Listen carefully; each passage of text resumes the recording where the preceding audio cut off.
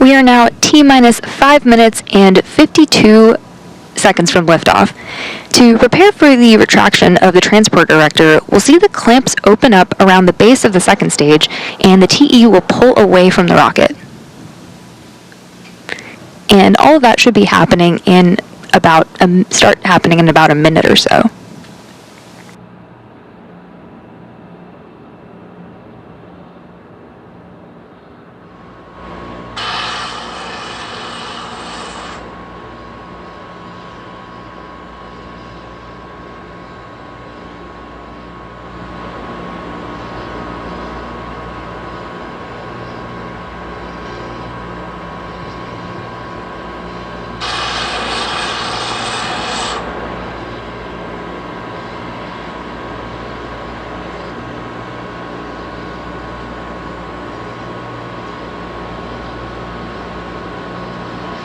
Tanks are pressing for strong back retract.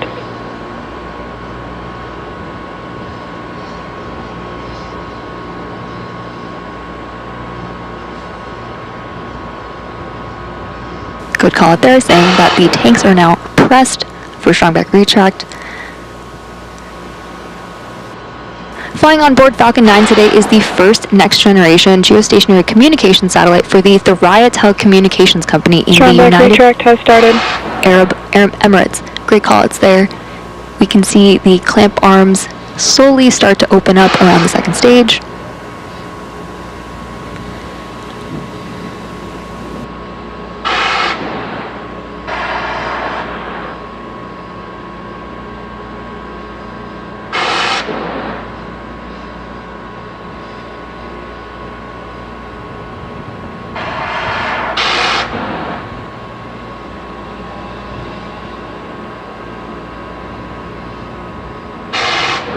You can see the clamp arms are now fully opened, and the strong back will slowly begin to recline away, as we can see on our screen right there.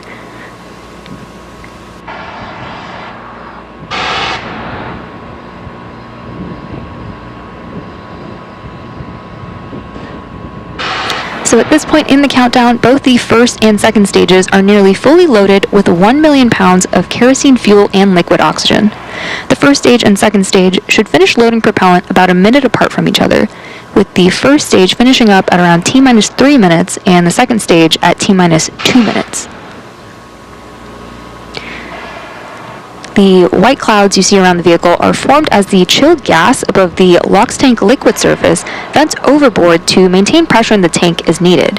And when that gas comes out into the warmer air, it condenses the water in the air and forms those clouds that you are seeing on your screen. Stage 1, LOX load complete. Good call out there.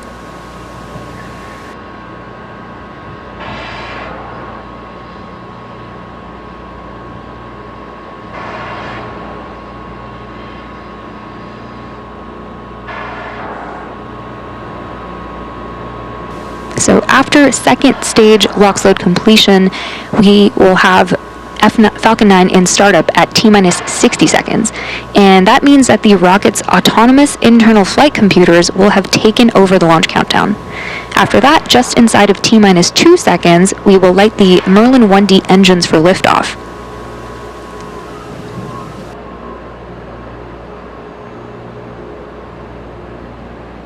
Stage 2, LOX load complete. Great call out there. The payload continues to be healthy, and the Falcon 9 team is tracking no issues on the rocket.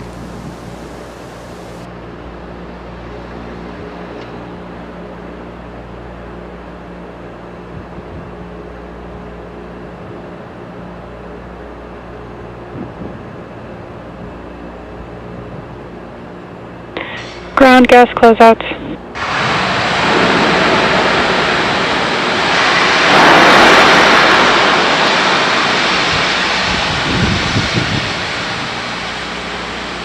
Today's payload will be able to respond real-time to surges in demand in hotspot areas while serving 3 times the number of customers over traditional mobile satellite systems. Coming up shortly, Falcon 9 will be in startup. Falcon 9 is in startup.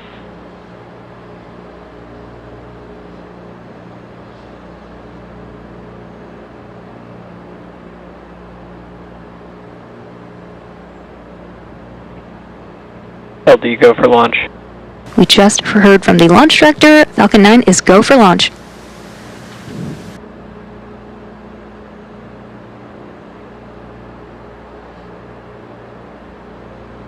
T-minus 30 seconds.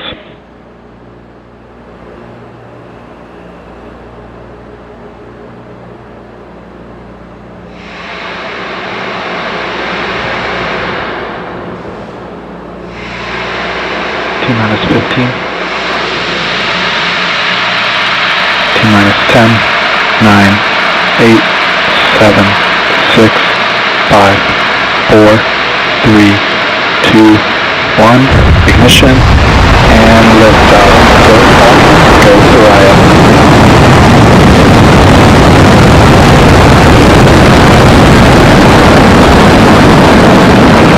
Vehicle is pitching downrange.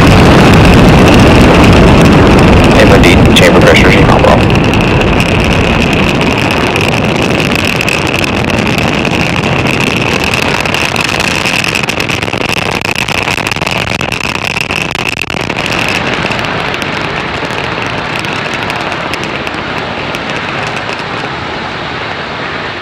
Falcon 9 has successfully lifted off from Slick 40 at Cape Canaveral Space Force Station in Florida.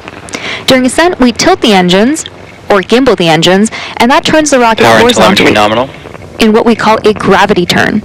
We're still going up, but now we're also heading horizontally away from the launch pad.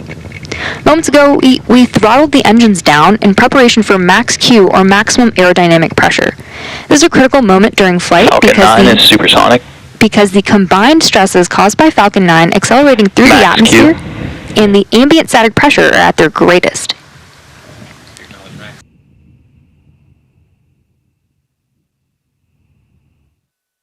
Just had max Q.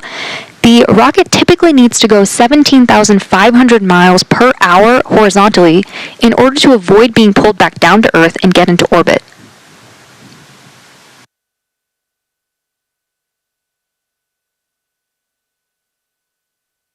You can track our progress to orbit by keeping an eye on the Stage 1 telemetry in the bottom corner of your screen. We have several events coming up in quick succession, starting with main engine cutoff, or MECO, stage separation, second engine start 1, or SES1, and fairing separation. During MECO, we'll shut down the 9 Merlin 1D engines, which is followed by stage separation.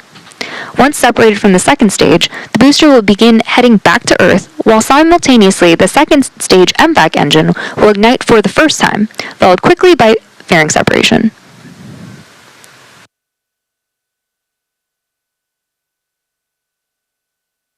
Great views right there.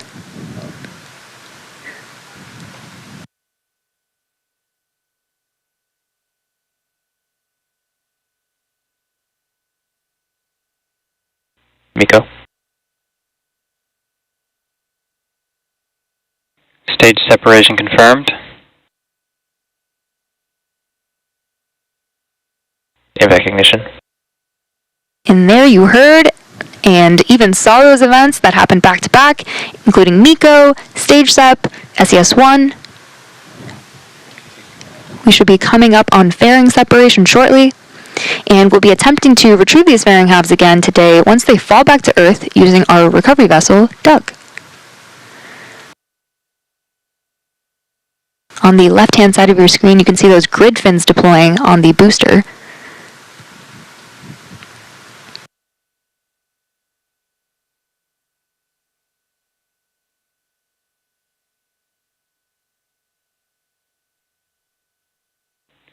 Fairing separation confirmed. An awesome call-out and view of fairing separation. Reminder, we are planning to retrieve these fairing halves again today using our recovery vessel, Doug. All vehicles are on nominal trajectories.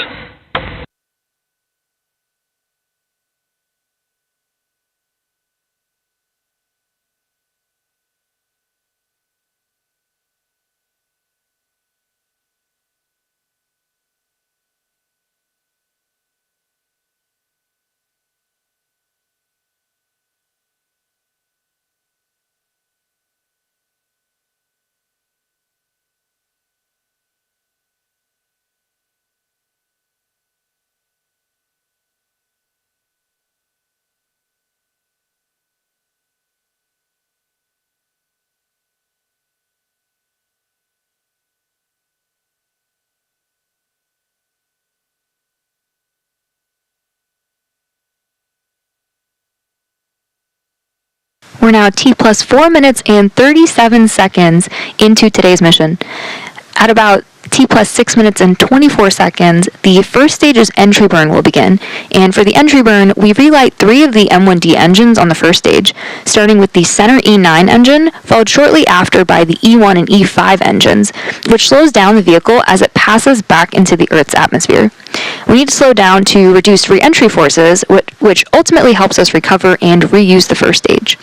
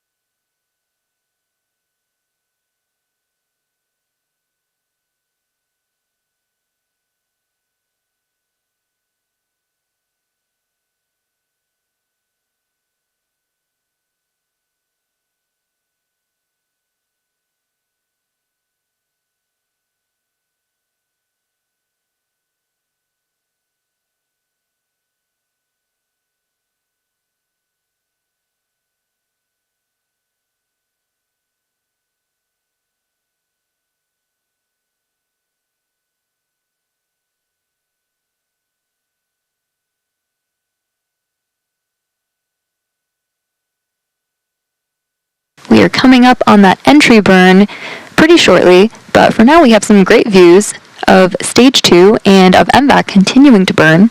We're switching back and forth between 2 camera views that we have on Stage 1 2. entry burn started. Stage 1 AFTS is saved. An awesome view of entry burn on the first stage. During entry burn, Falcon 9 is decelerating by firing its Merlin engines, but we're still moving really fast. And if you look at the bottom left-hand side of your screen, you can see Falcon 9 Stage 1 is slowing down really fast. Stage 1 entry burn shutdown. And that marks the end of entry burn. Reusability is key to lowering the cost of spaceflight, which enables more investments in critical scientific research. The Falcon 9 first stage that is supporting today's mission had just performed this entry burn for its 20th time.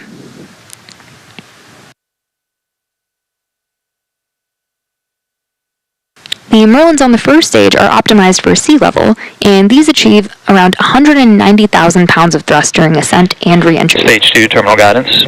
The MVAC engine is optimized to operate in space, producing 220,500 pounds of thrust in vacuum. Coming up next, we'll shut down our MVAC engine on the second stage, followed quickly by our landing burn on the first stage. And as a reminder, we'll be attempting to land on our drone ship named A Shortfall of Gravitas, Stage 1 transonic. which recently saw its 100th successful landing. Stage 2 FTS is saved.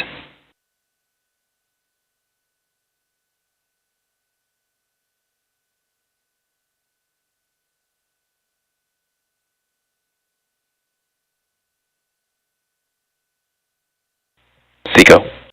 Stage 1 landing burn.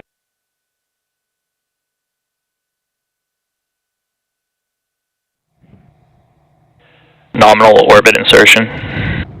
Great callouts there. Second engine cutoff 1. And we are currently in landing burn. And waiting for Falcon 9 to land on the drone. Landing leg deployed.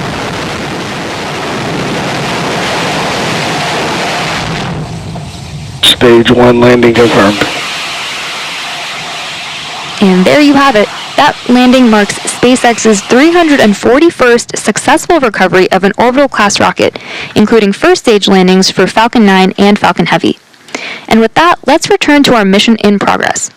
We're awaiting confirmation of nominal orbital insertion.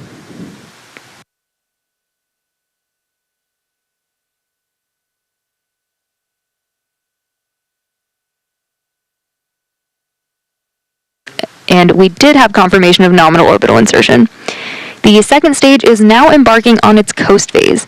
After the coast phase, we will relight that MVAC engine around the T plus 28 minute mark, and that will be followed by payload deploy around the T plus 35 minute mark. Before we take a short break for the coast, we have a message from our customer, Space 42. After that, we'll see you back here in about 17 minutes.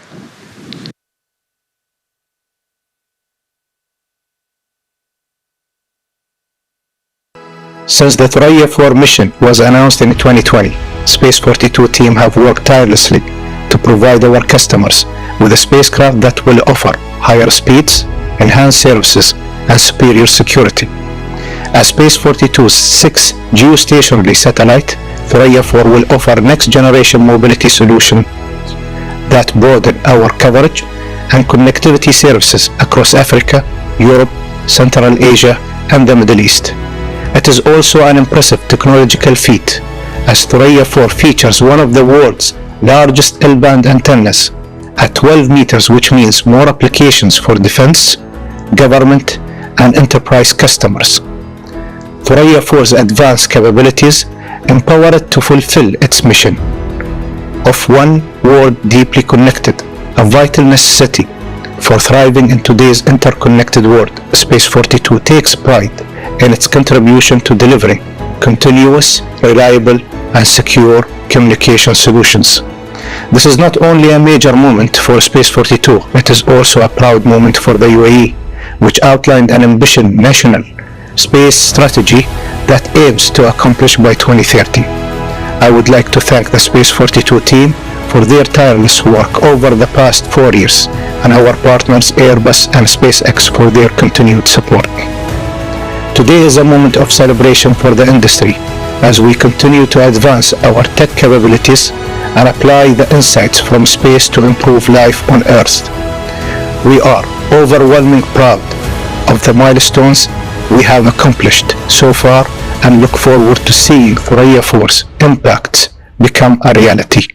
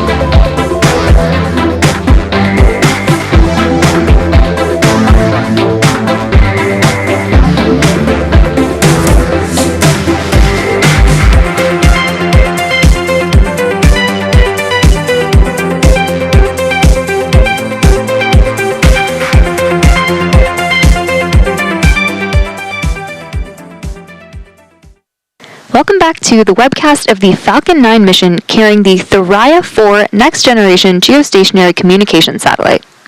Falcon 9 lifted off at 8:27 p.m. Eastern Time from Slick 40 at Cape Canaveral Space Force Station in Florida. In addition to an on-time liftoff, we had successful main engine cutoff, stage separation, the first burn of the second stage, fairing separation, and a successful first stage landing. This marked the 20th landing for this particular booster and the 92nd landing on our drone ship, A Shortfall of Gravitas. We're now coming up on the second relight and shutdown of our MVAC engine in about less than 20 seconds.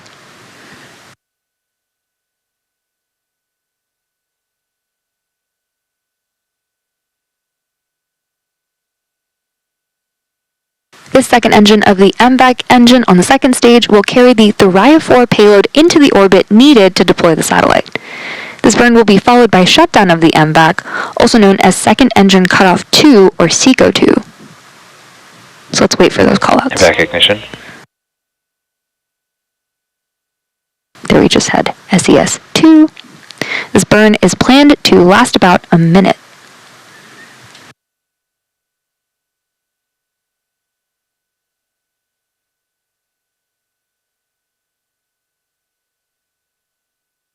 If you look at the bottom right-hand corner of your screen, you can see the speed increasing during the second burn of the MVAC.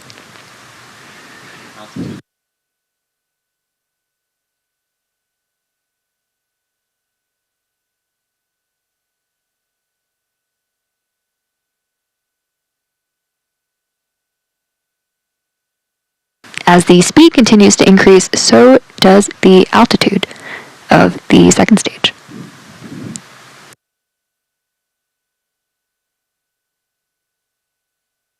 MVAC shutdown.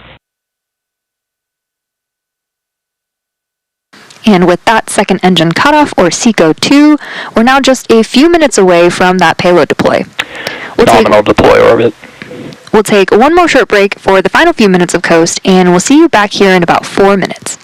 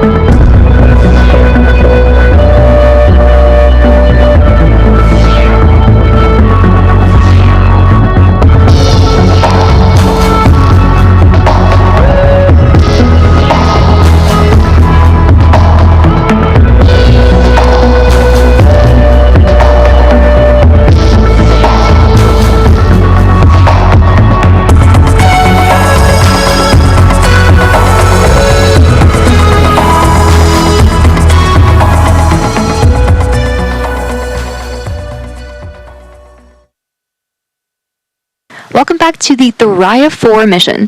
We've had a great mission so far, and we're now just under 2 minutes away from expected payload deploy. Today, we're delivering to orbit the Thuraya 4 next-generation geostationary satellite for Space 42.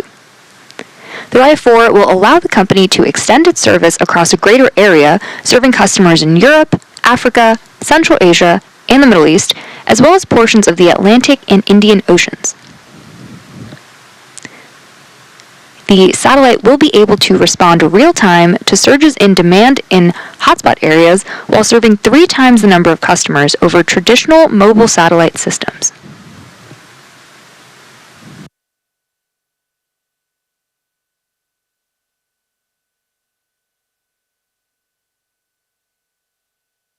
We have a great view of our payload right there, and payload deploy coming up in just under 30 seconds from now.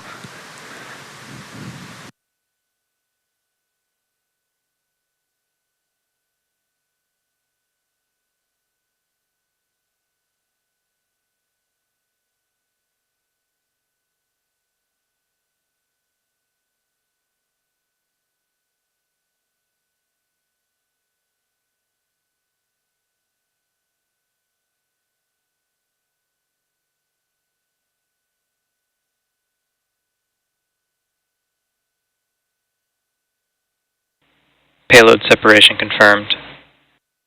And we heard the call out, and there you can see we have a beautiful view of successful deployment of the Thuraya 4 next generation satellite. And that wraps up our coverage for today. Thank you for joining us for Falcon's 429th successful mission overall and our first launch of 2025, the first of many to come. All of us here at SpaceX want to give a big thank you to our customer, Space 42, for entrusting us with today's mission. We also want to thank the Eastern Range and Federal Aviation Administration for supporting today's launch. Remember to follow at SpaceX on X for ongoing launch updates. And from all of us here at SpaceX, have a happy New Year. We'll see you again soon.